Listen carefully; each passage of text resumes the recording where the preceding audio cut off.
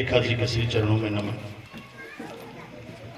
भूरा थड़ भाकर उतन नाड़ खाड़ चौगान सरदा सुरंगी लागणी सेका धरामा मीठा जड़ा तक मीठा थड़ जड़ा सदा सुरंगी लागणी सेखा वाटी खाटी वीरा खागसु लाटी जसरे ला दाटी धर दुश्मन जना सेखा वाटी इस वीर भूमि पुण्य भूमि जिसे आज हम शेखावाटी के नाम से जानते हैं, हमें इस बात पर बड़ा गर्व होता है कि हमारे पूर्वज अयोध्या के सूर्यवंशी राजाओं के वंश श्रृंखला में 209वीं पीढ़ी में महाराज शेखा जी उत्पन्न हुए और उनके नाम से आज इस संपूर्ण भौगोलिक क्षेत्र को शेखावाटी के नाम से पूरा समाज जानता है। महाराज शेखा जी अपने राज्य की एक सामान्य नारी की अस्मिता के प्रश्न पर जूथर के घोड़ों से सिर्फ इसलिए उन्होंने अपना सर्वस्व दांव पर लगा दिया, नहीं केवल सामरिक, नहीं केवल शारीरिक, नहीं केवल राज्य और बौद्धिक, बल्कि वो स्वयं भी वीर गति को प्राप्त हुए। आज महाराज शेखा जी उनकी सूक्ष्म आत्मा कहीं न कहीं, क्योंकि हम आत्मा और पुनर्जन्म में विश्वास करने वाले हैं, कहीं से उठा के इस कार्यक्रम को देख रही होगी और इतनी शक्ति में मातृशक्ति को विराजमान होते हुए देख रही होगी तो प्रसन्नता महसूस कर रही होगी, क्योंकि शेखा जी ने नारी की अस्मिता के लिए वीर गति को प्राप्त किया।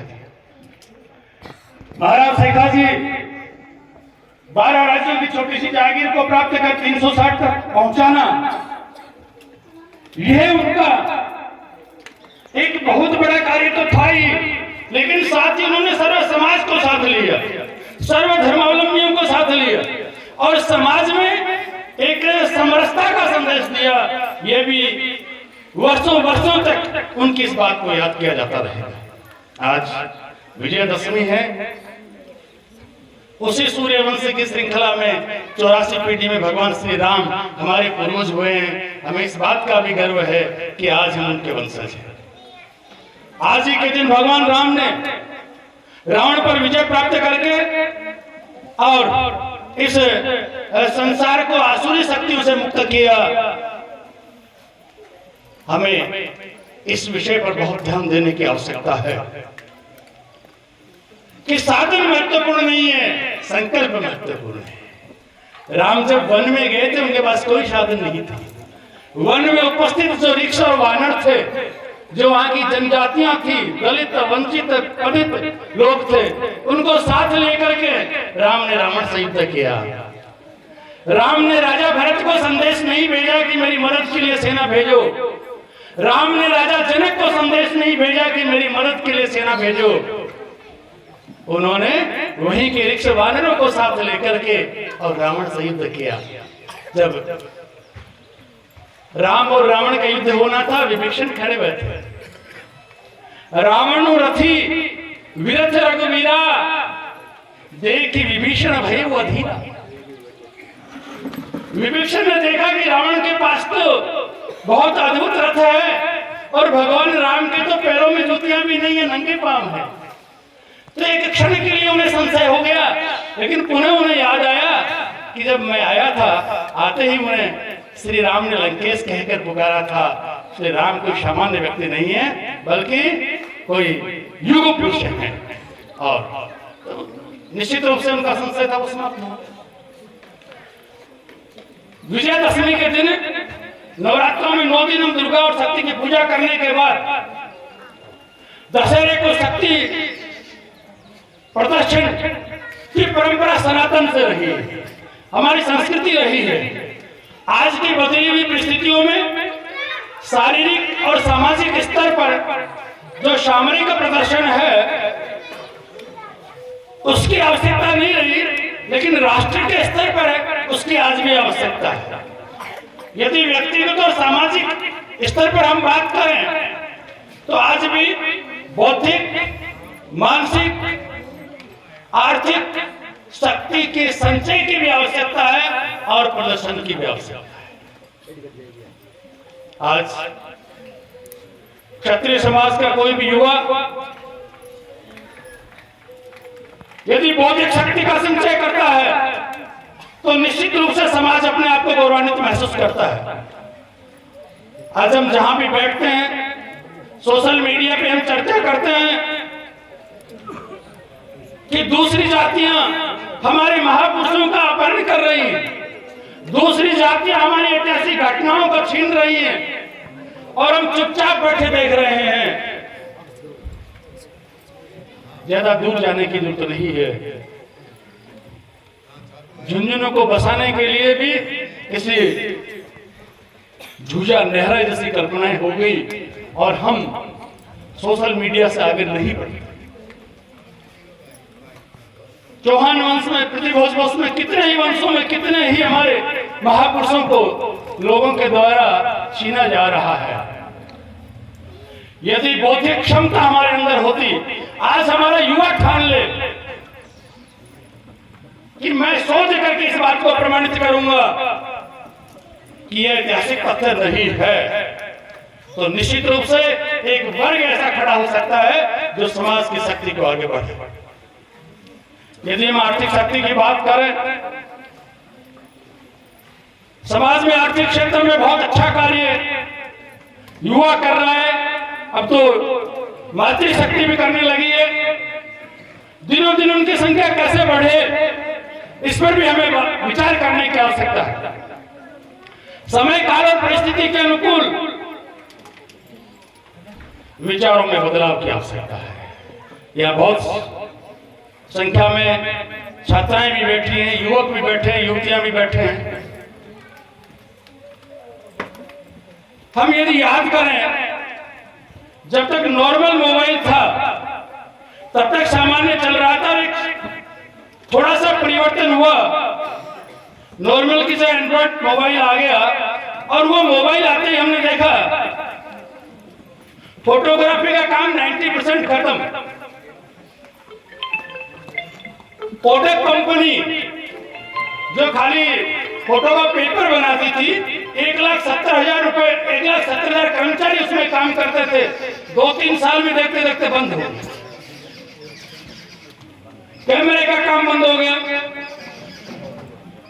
इसी प्रकार से घड़ी 90% मैन्युफैक्चरिंग कम हो गई, सेल कम हो गई, सर्विस 100% खत्म हो गई। रेडियो खत्म हो गया, टेप रिकॉर्डर खत्म हो गया।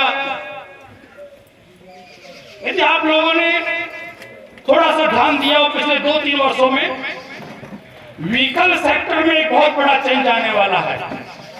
जब से इलेक्ट्रिक व्हीकल और ड्राइवरलेस व्हीकल सामने आया है, आगे आने वाले 5-10 साल में हम देखेंगे व्हीकल इंश्योरेंस सेक्टर समाप्त हो जाएगा। व्हीकल ट्रैफिक समाप्त हो जाएगा। व्हीकल पार्किंग खत्म हो जाएगी। एक्सीडेंट खत्म हो जाएगा लगभग। कंप्यूटर लगातार इंप्रूवमेंट कर रहा है और ज्यादा से ज्यादा अगले 15 साल में कंप्यूटर मनुष्य से ज्यादा इंटेलिजेंट हो जाएगा। इन बदली हुई परिस्थितियों में आज के युवा को 10 साल बाद का सोच करके और अपने कैरियर का चयन करना चाहिए। यदि हम ऐसा कर पाए तो निश्चित रूप से हमारी आर्थिक शक्ति भी सुदृढ़ होगी और जब आर्थिक शक्ति सुदृढ़ होगी तो समाज राष्ट्र के लिए भी अपना योगदान दे पाएगा और स्वयं समाज भी सुदृढ़ हो पाएगा। सतयुग, द्वापर, त्रेता और कलयुग, युग चाहे कोई भी रहा हो, सुर और आसुरी शक्तियां प्रत्येक युग में रही है और हमेशा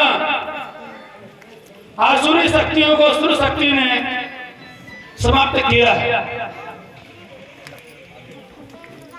एक कहावत चलती है, किस किस रावण की भुजा उखाड़ूं, किस किस को पाताल पठाऊं, हर घर लंका घर घर रावण, इतने राम कहां से लाऊं। इन बदली हुई परिस्थितियों में राम और महाराज शेखा जी के आदर्शों को हमें अपने परिवार में अपने बच्चों में डालना होगा, उनका बीजारोपण करना होगा। और यह तभी होगा जब हम अपने अतीत की तरफ लौटेंगे। एकल परिवारों के बाद में आज हर घर की यही स्थिति है। घर में 4 सदस्य हैं, चारों अलग अलग कमरों में बैठे हुए, मोबाइल में लगे हुए। होली दीपावली को भी चारों सदस्य घर में एक जगह बैठकर भोजन नहीं करते। यह स्थिति अनुकूल नहीं है, प्रतिकूल है। उन चारों में से किसी सदस्य की यदि कोई समस्या है, वो अपनी माँ से शेयर करना चाहे, अपने पापा से शेयर करना चाहे, अपने भैया से शेयर करना चाहे, अपनी बहन से शेयर करना चाहे, उसे घर में ऐसा माहौल नहीं मिलता, क्योंकि एक जगह बैठ के खाना ही नहीं खाते, कहाँ करें। हाँ, उसे चल के उसके कमरे में जाना पड़ेगा कि मेरी ये समस्या है।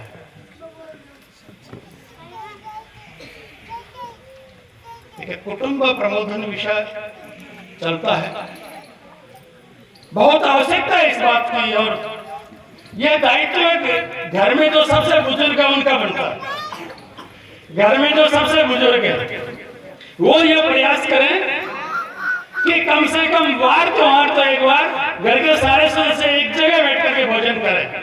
धीरे धीरे इसको बढ़ा सकते हैं, फिर कभी महीने में एक बार, कभी 15 दिन में एक बार, कभी 7 दिन में एक बार, एक जगह बैठ करके सब भोजन करें। यदि हम ऐसा कर पाए तो बहुत सी समस्याओं का समाधान हो सकता है। भोजन और भजन दोनों सामूहिक होना चाहिए, अकेले नहीं होना चाहिए। भजन की भी यही स्थिति है, सब अपने अपने हिसाब से मंदिर में घुसे, 2-4 नाम उल्टे सीधे फटाफट लिए और बात। भोजन और भजन सामूहिक की आवश्यकता है। कम से कम सामूहिक आरती हम सुबह या शाम एक साथ घर में कर सकते हैं क्या? ऐसा प्रयास हमें करना चाहिए। और इससे महत्वपूर्ण बात तो यह है जो भी रणवीर सिंह जी ने भी कही थी, हमारे बच्चे भजन करते तो हैं क्या? जैसा भी करते हैं तो कर रहे हैं, बहुत अच्छी बात है, लेकिन जो नहीं कर रहे हैं उनको भी हम आदत डालें। और बच्चों से अपेक्षा हम तभी कर सकते हैं जब खुद भजन करते हो। 2, 5, 7, 10 मिनट जो हमें मिलती है उसमें बैठ करके हम यदि भगवान का नाम ले रहे हैं, नाम स्मरण कर रहे हैं, तो हम बच्चों से अपेक्षा कर सकते हैं। साइकोलॉजिस्ट का सर्वे है, यदि हम किसी भी अपने इच्छा अनुसार आसन में बैठकर भगवान के नाम का स्मरण करते हैं तो हमारे शरीर से उस समय जो हार्मोन्स निकलते हैं वो हमारी खुशी को बढ़ाते हैं, वो हमारे आत्मविश्वास को बढ़ाते हैं। भगवान का नाम स्मरण करने से कॉन्फिडेंस बढ़ता है 100%। इसलिए यदि बच्चे ऐसा नहीं कर रहे हैं तो ये आदत हम बच्चों में डालने का प्रयास करें। मैं इन्हीं शब्दों के साथ